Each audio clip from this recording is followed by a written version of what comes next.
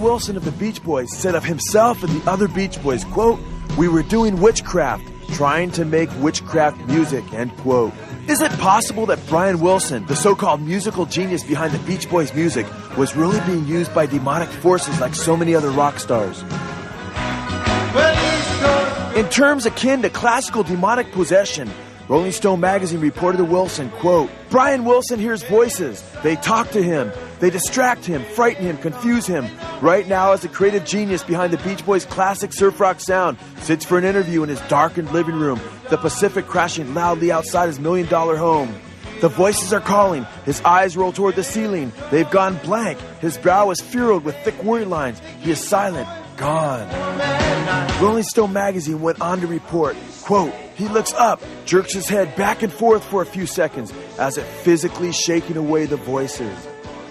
I wish they all could be California. Warner Brothers Records president Larry Waronker claims to have encountered at least 5 different entities that use Brian Wilson's body as their home. He said, quote, "There are a lot of different people there," says Waronker. Quote, "I've met 5 different people," end quote.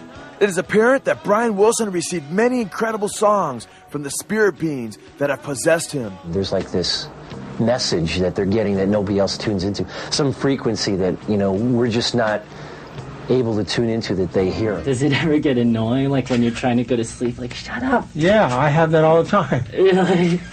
Please stop. In my room. Wilson, who opened himself up to many demonic forces, stated, quote, "We were doing witchcraft. I got a little too much into this tape called Fire. Then a place down the street burned down the same day we did the song." Wilson simply communicated music the evil spirits were giving to him through the Beach Boys. Rock journalist Nick Kent wrote of these voices inside his head. They weren't saying anything too distinct yet, just making this dark, ghostly murmuring sound back there in the lower recesses of his brain. He stated, quote, "At one session for Heroes and Villains, he tried to capture this latest ghoulish sound, taking up squatters' rights in his head. It was the scariest sound of anything he created for Smile. But it wasn't as scary as the voices in his head were starting to insinuate. When Wilson felt uninspired, he would state, quote, "I can't sing. I can't get those voices anymore." These demonic beings that would once use Wilson as a puppet would later ridicule him by stating, quote, "You're gonna get it, you mother blank." All the voices in his head now interrupting his thoughts, forever muttering, quote, "You're finished, you're washed up, you've lost the plot, blank, and you've lost your mind. You played with God and messed with forces that can only destroy you." These demonic beings, however, were not the only satanic forces that the Beach Boys were being influenced by. The Beach Boys were also influenced by the music of none other than Charles Manson. Because when I fell out of this penitentiary and I was playing my music, you, Neil Diamond, Buffalo Springfield, and Beach Boys, all them guys came to me. They copied and stole from me and took it down and put it in whatever they did, you dig?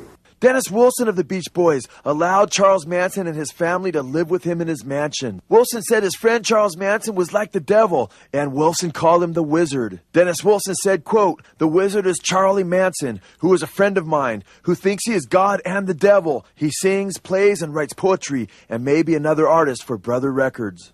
Dennis Wilson gave Charles Manson one of his gold records that Manson used to barter to get onto a ranch that would be used for a while as the Manson family headquarters. The Beach Boys actually covered Charles Manson's song called "Cease to Exist" and changed the words to "Cease to Resist." They ended up putting this song on their 2020 album and called it "Never Learn Not to Love." The Beach Boys' so-called never-ending summer was really a journey to the depths of Satan's heart. The Beach Boys took the Maharishi Mahesh Yogi on tour with them to give veritable lectures wherein he was given a platform to initiate the masses into Eastern mysticism. While Brian Wilson didn't know how to surf, Dennis Wilson, the only surfer of the bunch, would end up drowning drunk at sea.